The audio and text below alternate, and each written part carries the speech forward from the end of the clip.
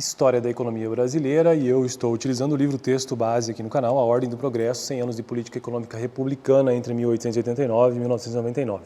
Claro, 1989, né? Claro que tem edições recentes que trazem mais histórias a partir de 1889, mas até eu chegar nessa data, então eu posso ir utilizando o livro porque a história é a mesma, né? Bom, por que eu resolvi adotar este livro?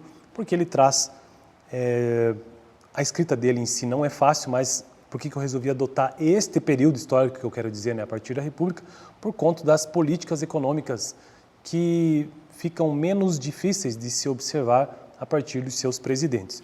Bom, eu estou atualmente na Primeira República, ou seja, até 1930, Arthur Bernardes, Venceslau Braz. E antes de eu continuar, a partir do último vídeo, deixo eu apenas mencionar, que eu acho importante isso até para o meu próprio aprendizado, mencionar os presidentes desse país nesse período republicano. Então, Manuel Deodoro da Fonseca, 1881, Floriano Peixoto, 94, Prudente Moraes, 1898, Campos Salles, 1902, Rodrigues Alves, 1906, Afonso Pena, 1909, Nilo Peçanha, 1910, Hermes da Fonseca, 1914, inclusive foi o período de ouro da Primeira República, Venceslau Braz, 1918, Delfim Moreira da Costa, 1919, Epitácio Pessoa, 1922, Arthur Bernardes, 1926, Washington Luiz, 1930.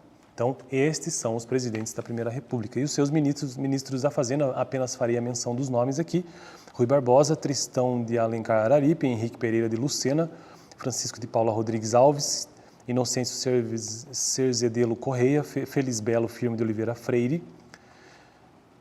E eu não vou mencionar todos, porque senão o vídeo ficará muito longo.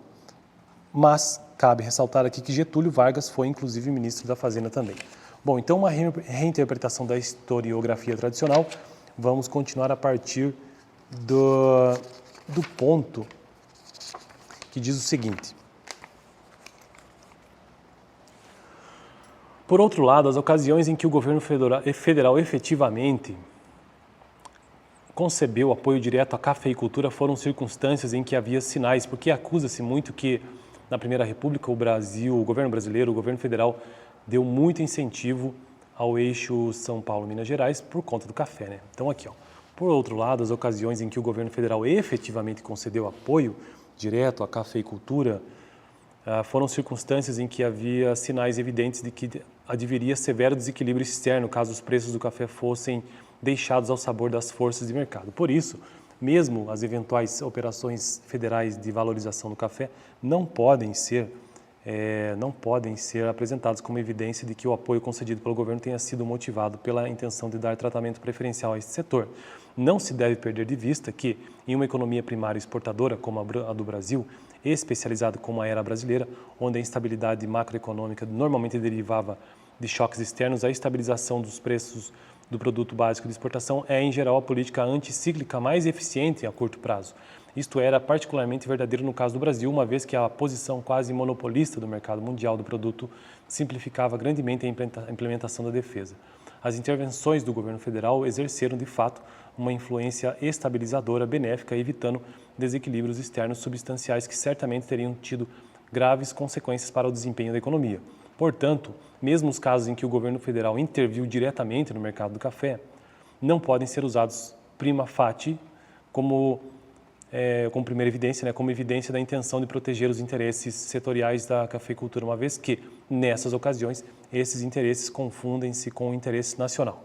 Então, o que esse autor faz a defesa aqui é que não é sempre assim, não era automático, o governo não defendia automaticamente os cafeicultores de Minas Gerais ou de São Paulo.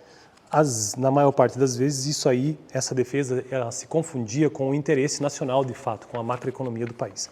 Bom, fico por aqui. No próximo vídeo, então, eu continuo a partir deste ponto sobre essa reinterpretação da historiografia tradicional da história econômica do Brasil, utilizando este livro aqui, A Ordem do Progresso, final do capítulo que trata sobre essa questão.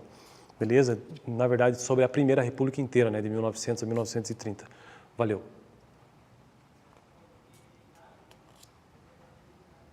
Eita!